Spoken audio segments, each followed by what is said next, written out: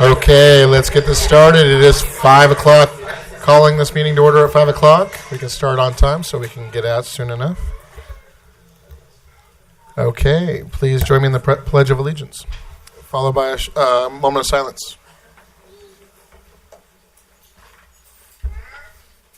Ready? Begin.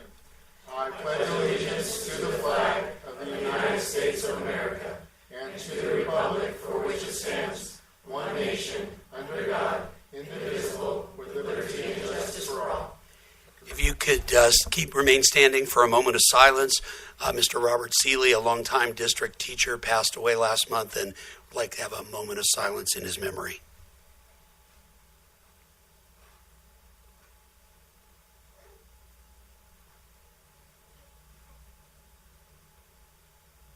Thank you. Thank you. Okay, invitation to address the Board of Trustees on agendized and non-agendized items. Any takers? None. After you retire, you can get the chance to do that.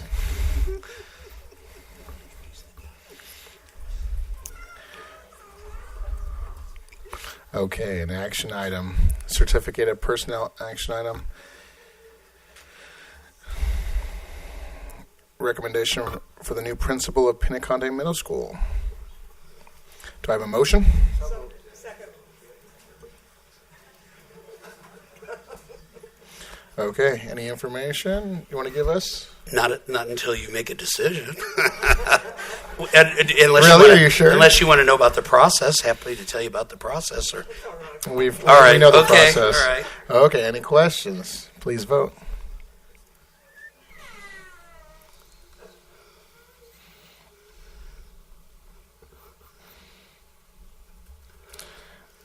Okay, introduction of promoted and/or new employees. Thank you very much, Mr. Nelson. It gives me great pleasure to introduce the new principal of Pinnaconte Middle School, Rebecca Brown. Here she is.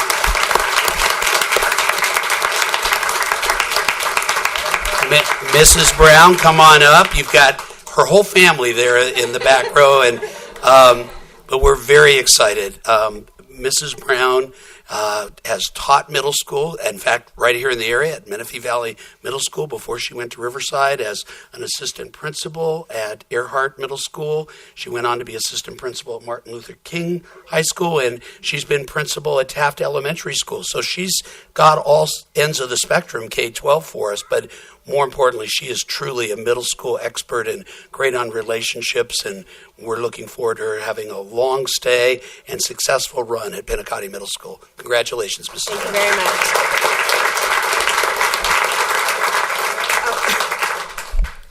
I would like to thank you for this opportunity. I am really looking forward to getting back to middle school, to working with the students that I can help make really great decisions in their lives and move forward and be great college and career-ready students. My family is in the back. You want to introduce them? I would like to. It's tradition that you do, and if you don't, you're like in trouble with your husband, and we don't want that to happen. Well, I brought them because they are a big part of my success, and without them, I wouldn't be the person that I am today. So I have two of my children here, my daughters, Melissa and Michelle. And they're right there. My son-in-law, Nathaniel, is here, and abstention is my son, Matthew, and my husband is here, Dave. And my 7 grandchildren. Oh, man. And I'm only... And the greatest news that I found out today is you drive a Camaro. Way to go. That's the winning car. Camaro. So, I bought it for my 50th birthday for myself. So I won't tell you which number it was for me.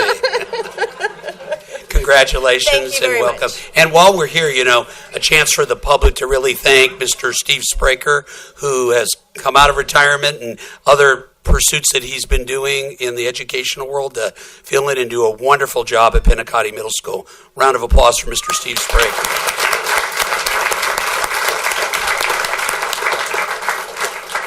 Thank you very much. Unless the board has any questions, that's Rebecca Brown. Thank you very much. Thank you.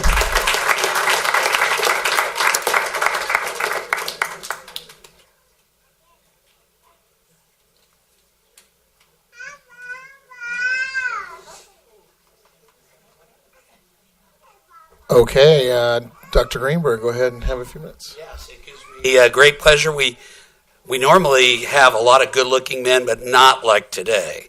Today we have before us, ladies and gentlemen, the third time in 35 years that the Paris Union High School District has a CIF championship. I might tell everybody in the room, 2 out of those 3 are from Heritage High School, the last one in football, and this year we have the 2016 Boys CIF Tennis Champions right here. Congratulations.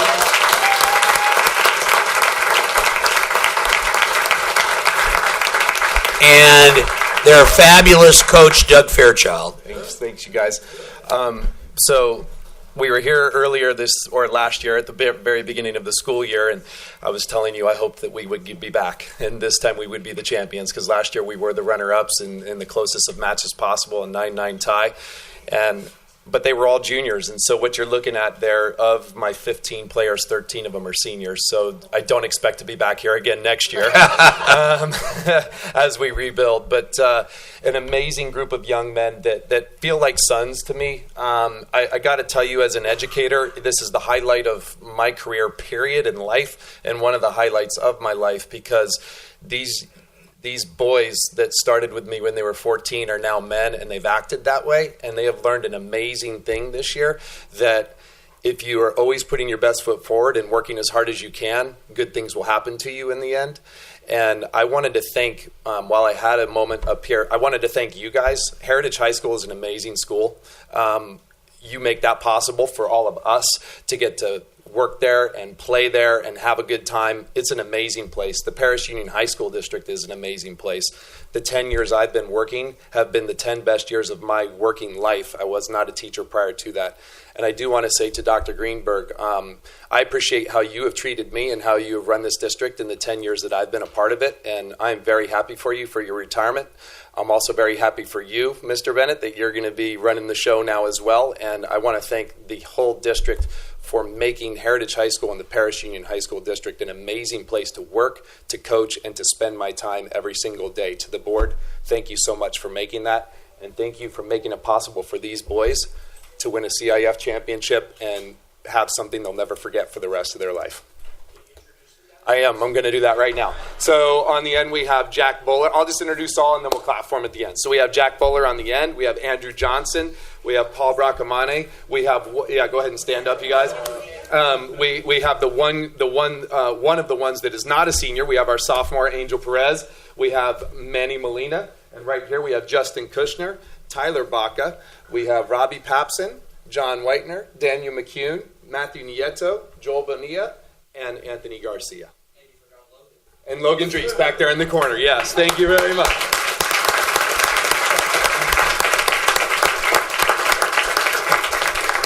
Okay, guys, go ahead and have a seat. One more thing I do wanted to bring up, too. A really neat thing, in the thousands of athletes that have competed in the 3 high schools in this district over those 35 years that Dr. Greenberg mentioned, only 2 are 2-time CIF champs.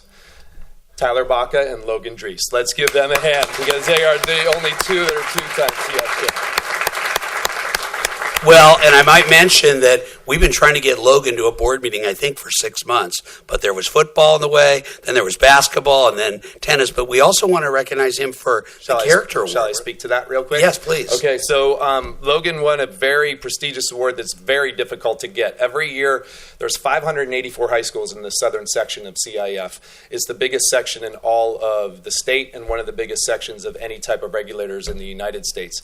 And out of those 584 high schools, they honored 15 total students with their CIF Champion for Character Award, which is a representative of the 6 pillars of character of CIF. And so I had to write a letter and present Logan, and he is one of the 16 students in those 584 high schools that got to go to Long Beach and have a big dinner celebration for him. This young man graduated 3rd in his class this year. He's going to UCSD. He's an amazing young man that not only excels in the classroom, he's a 3-sport varsity athlete. He's a 2-time CIF champ, and CIF recognized that with an amazing ceremony for him. He's a great guy, and we have been trying to get him in here. So let's give a hand for Logan Drees, too.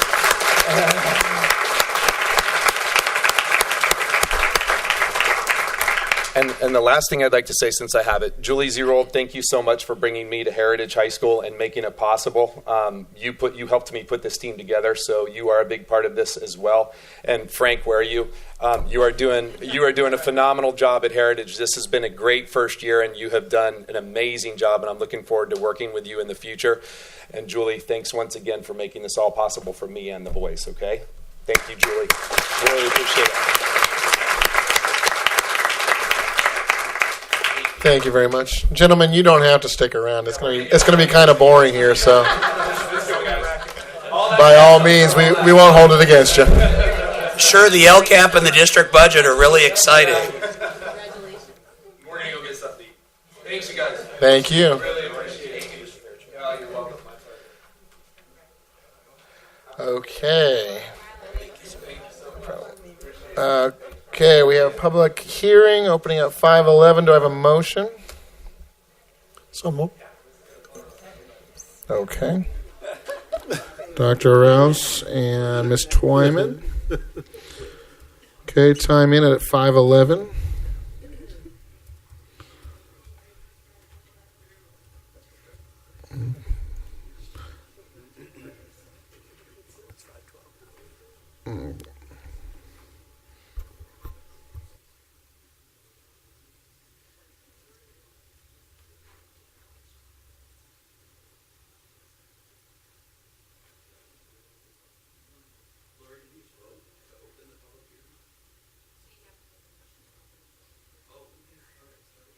I already have the motion. Then please vote.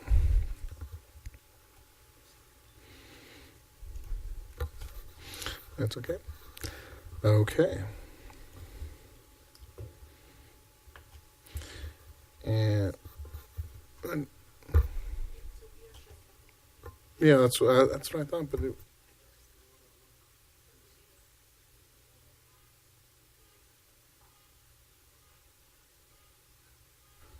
okay, do we have any speakers on the LCAP for 2016-17? None? Okay. Then the public hearing is closed at 5:13. Okay, open the public hearing for the adoption of the 2016-17 district budget. Do I have a motion? So moved. Second. This is a public hearing and presentation also. This is and presentation. Okay, so we will open this at, hold on one second.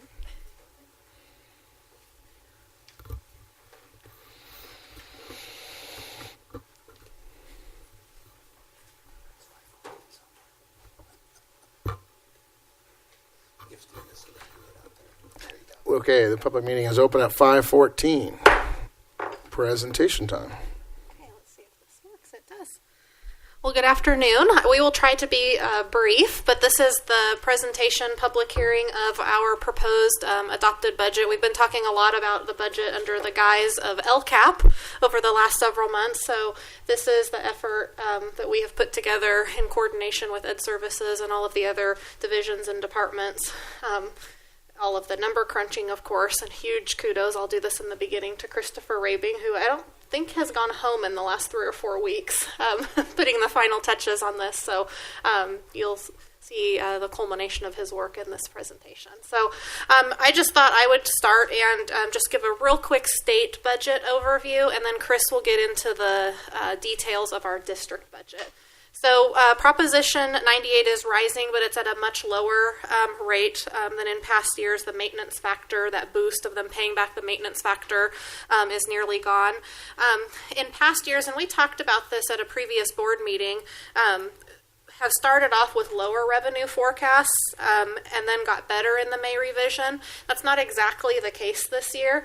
When we look at how everything shakes out with the May revision, and so we still have to wait for the adopted state budget, but we have an increase in our one-time monies and in our Prop 98 monies for 16-17, but when we look at the scope of the entire budget, we have an increase in 14-15 and a decrease in 15-16, and then the increase I talked about in 16-17. And why that's important is, I'm actually going to go to this chart why I talk about that. Why it's important to remember that there's a decrease in 15-16. When we decrease the year that we're in currently and then we increase 16-17, it's very important that we all understand that does not amount to a larger increase difference between the 2 years. They decreased one year and increased another year, if that makes sense.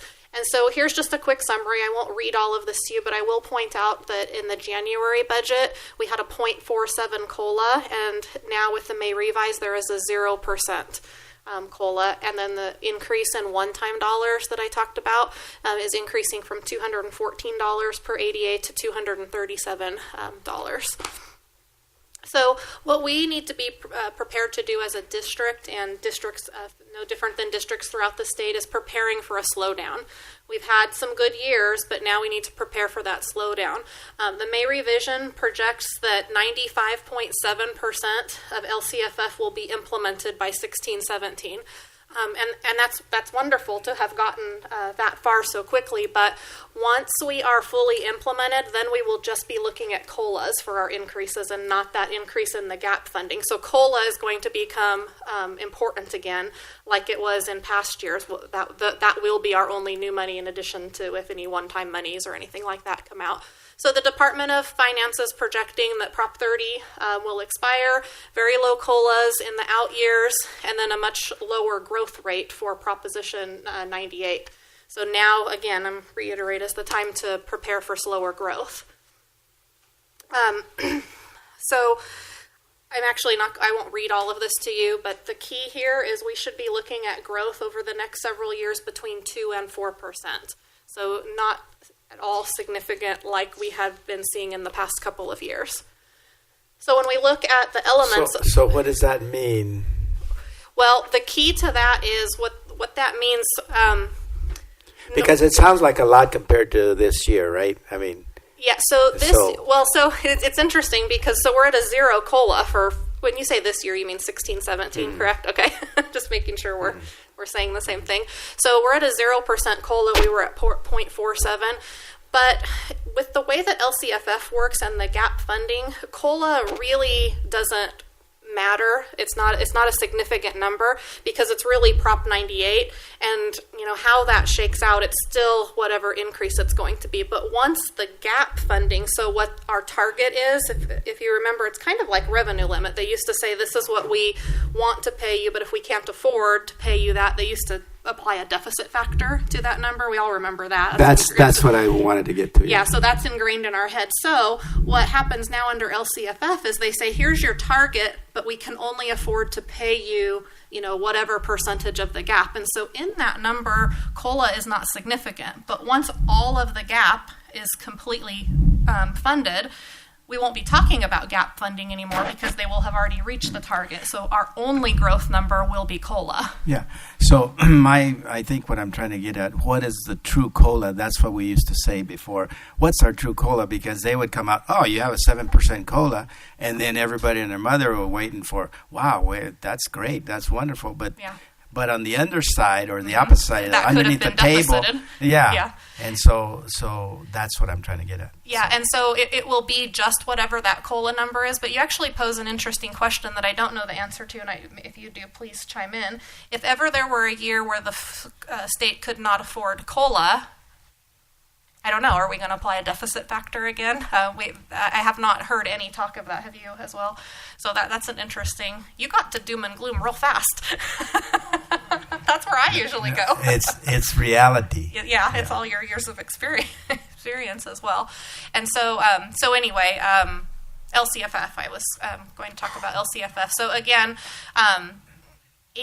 remember LCFF when it was first implemented was going to take, was it 7 or 8 years? 8 years to fully implement, and now we're at 87% of that gap closed in the first 4 years. So while it's wonderful that we've had all of this money coming the last several years, the forecasts for the out years don't look that great, especially when you add on to that the gap funding is just about closed. I mean, it's a good and a bad thing, because we like for that gap funding number to be closed, because that means we're fully funded, but that also means our new money, so to speak, goes away. So let's see if there's anything else I wanted to hit on here. So when we look at our progress towards LCFF implementation, this just shows what I was talking about. We were having such a steep incline of an increase that's going to level off now. I talked a little bit about the one-time discretionary funds that we're receiving. Again, $237 per ADA. Now, these funds are discretionary. They're intended to pay off the prior year mandate claims. The governor suggests that the one-time funds be used to support content standard implementation, professional development, induction programs, deferred maintenance, and then instructional materials and technology. But those are at our discretion, but they are one-time in nature as well. I wanted to point out about special education that the May revision also does not contain a COLA for special education, and so really what that means is an increased contribution which comes from our general fund. And so special education, is Mr. Morris in the audience? No? Oh, there he is. Is a strain on the general fund, and so Mr. Morris and Mr. Rabing work close together to try and minimize the impact of that, but it is something that every district faces. And we've been talking a lot about CalPERS and CalSTRS funding. Both of the employer contributions on the STRS and the PERS side are increasing again, which was anticipated. However, the PERS increase is, with the May revise, higher than we anticipated, 13.888% instead of 13.05%. And then again, no specific funds are allocated for those. Another thing we wanted to make sure that the board was aware, we've heard a lot of talk about the cap on reserves. That cap goes into effect if 4 different conditions are met. I've listed those for you there. And the key to this slide is simply that right now only 2 of the 4 triggers are met. And so all of school services and others that advise business departments, school districts, school boards, that sort of thing, all are advising we don't reduce reserves to that. For our district would be 6%, because if you recall, the law is twice the minimum level would be the cap. So for us, that would be 6%. Before actually Mr. Rabing takes over with the district budget, are there any questions as it relates to the state budget? Sounds like you're up.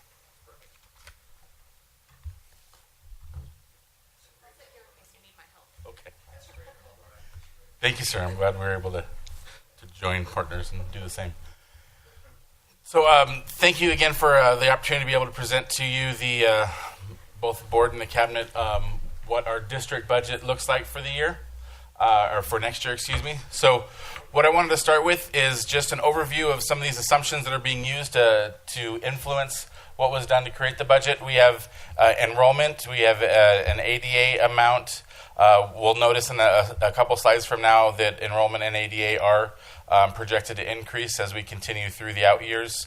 Again, that COLA is an impact. The STRS and the PERS rate, as Ms. Raines mentioned, is an impact. And then the gap funding as it is coming in is also impacting us.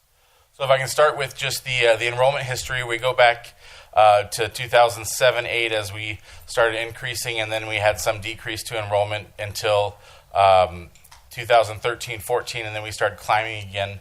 And as enrollment climbed the last couple of years, we also have a projection that'll continue in a similar growth pattern in the out years. So what you'll notice is there's an increase to both enrollment and ADA, and that in turn impacts funding as it's coming into the district. But not only does it impact funding, but it also impacts needs to be able to get educators to be able to work with students. If you have more seats, more students in those seats, then we also need more teachers for them and more staff. So with this enrollment increase, you also have some staff increases. So those CalSTRS and PERS rates increases, what I did for you is gave you a 5-year total. In 2013-14 was that base, and we started increasing after that. So what you're noticing for next year, we have that 12.58% in the CalSTRS rate and the 13.88% in the CalPERS rate. as Ms. Raines mentioned, but as we continue to move forward, we're going within that 5-year period to increase the STRS by over 8%, and we're also increasing PERS by over 5.6%. Again, this is in a 5-year period, and if you're roughly adding those numbers together, we're looking at almost $5 million increase to the budget within a 5-year period. Before you move on, Chris, just something to the board to point out. The state is not acknowledging this yet. So essentially they say you're on your own. And so this isn't hypothetical. This is really happening. So what you're trying to say, they're not paying for it. That's correct. Yeah, they're not paying for it, and we have to pay for it out of the budget. We pay for everything, and it's pretty scary. So I have a slide that sort of shows how, as the years move on and what we're thinking about as an increase to some of that gap funding, some of these costs are also included in that funding. So what does the LCFF mean to us as a district? We have a couple different categories of students. We have the 7th and 8th grade and the 9th through 12th grade. The target ADA they're looking at is funding us because of our free reduced counts and our supplemental concentration percentages. There's 2 different rates depending on the grade span. If we are fully funded, targeted, we'd be looking at $98 million. At this point, what we're actually receiving is about $95 million. So we're still a ways from where that target is, but if we were to have that target, we'd be looking at the $98 million. As Ms. Raines mentioned as well, the amount as it relates to ADA is about $2.1 million for the one-time money that we're going to be receiving next year. So the increase to funding. So what I've broken down for you is an increase to the base grant and how much in the base grant, how much the supplemental concentration, what that increase to CTE monies would be, and also what that one-time money increase is.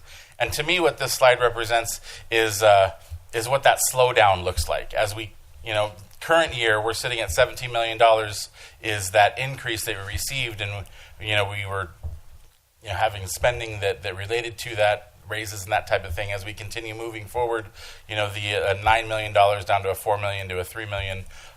So there's definitely a slowdown in what we're receiving as new money as we continue forward.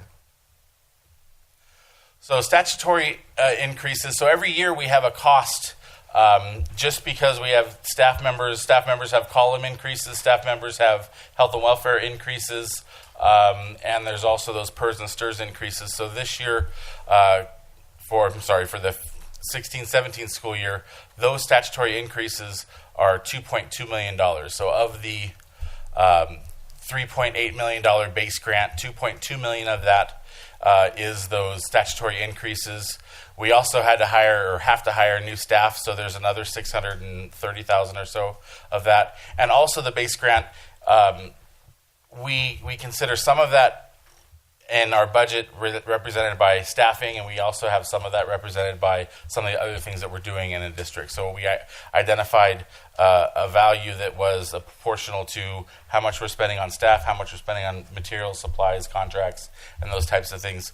So of the base grant, not all of it goes straight for staffing. So we pull out that 22.5% as it relates to non-staffing priorities in the district, and then we have the rest of the decreases. I mean, that includes the new psychologist and the new counselor. Yes, sir. New counselor at Paloma, they have almost 3,100 students. We can't keep them at 6 counselors, so they're going to move up to 7, and then a psychologist just because we're growing. So growing pains are good, but they're expensive. So as we're looking at where we are with the base grant increases, what these statutory increases are, where if we're pulling out, base grant for other priorities the district has, we're looking at $150,000 as, what's remaining from that base grant as we're just working through our budget. So if we're looking at just the unrestricted general funds, we're just identifying in here, as you can see, there's continue to be an increase in ending fund balances.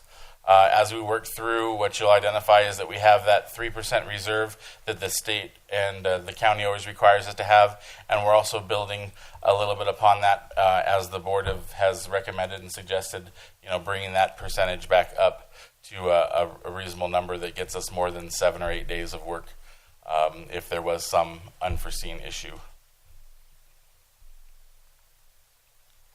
Finally, I'd like to present to you just the expenditures as they relate to both unrestricted and restricted expenses.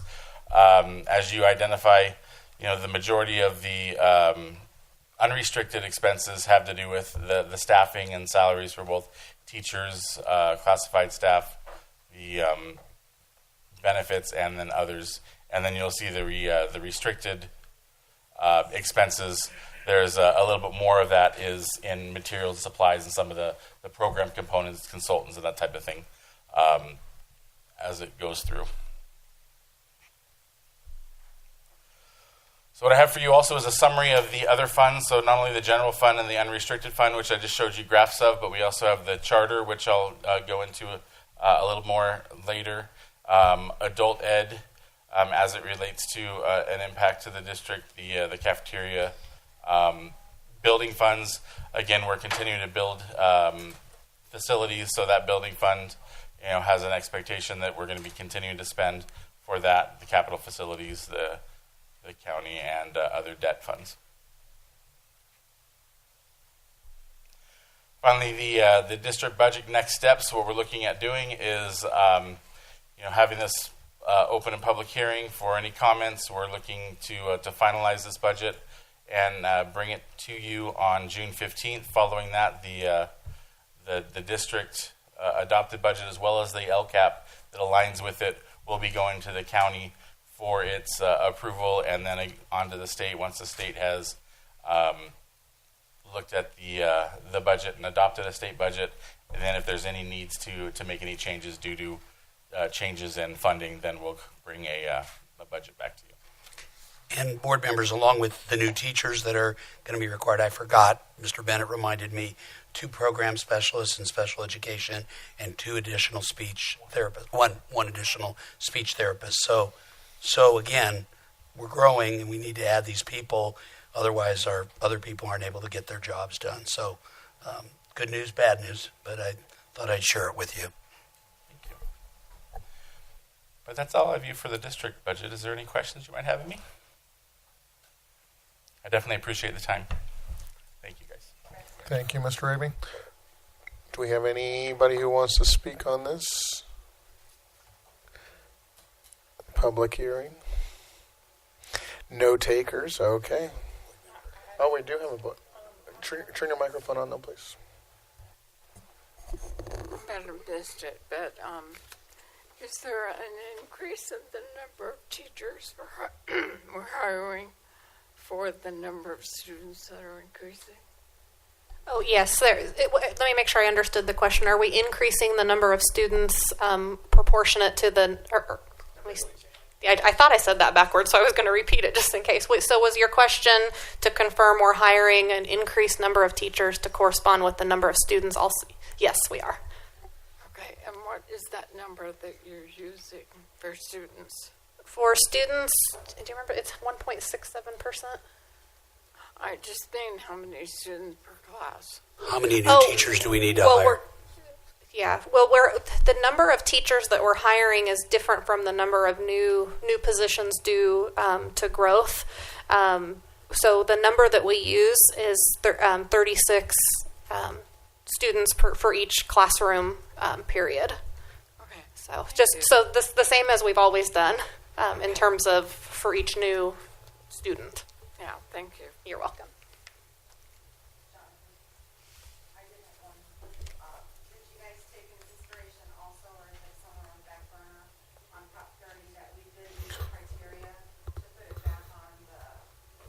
If you're here for the public hearing, go ahead and come on up.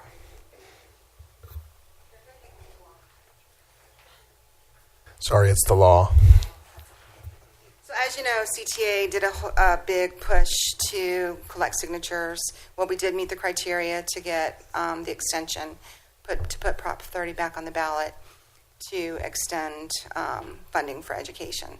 So is that on the back burner somewhere for, or are you just going to wait until the We election? have to wait until it's been approved. Right. Until it is, we can't Okay. consider it, but Yeah. we're optimistic like you. Well, absolutely. So we wouldn't have worked so hard to get the signatures.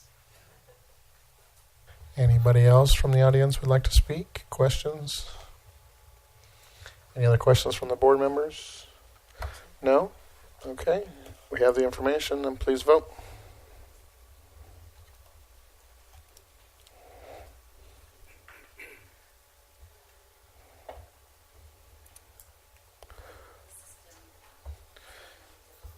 Yeah. The vote's not even coming up. You want to take a oral? Okay. Okay, so the public hearing is closed at 5:36. We have a motion on the floor. We'll take an oral vote. All in favor of the district budget, please say aye. Aye. Aye. All opposed? Okay, 5-0. Closed at 5:36.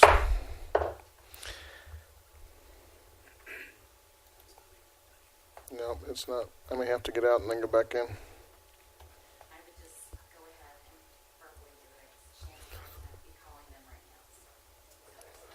You're texting them?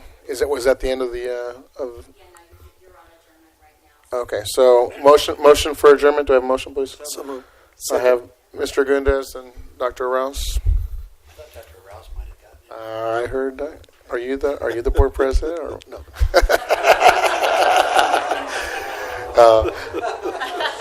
Okay. All in favor, please say aye. Aye. All opposed? Okay, we are adjourned from this public hearing 5:37. For the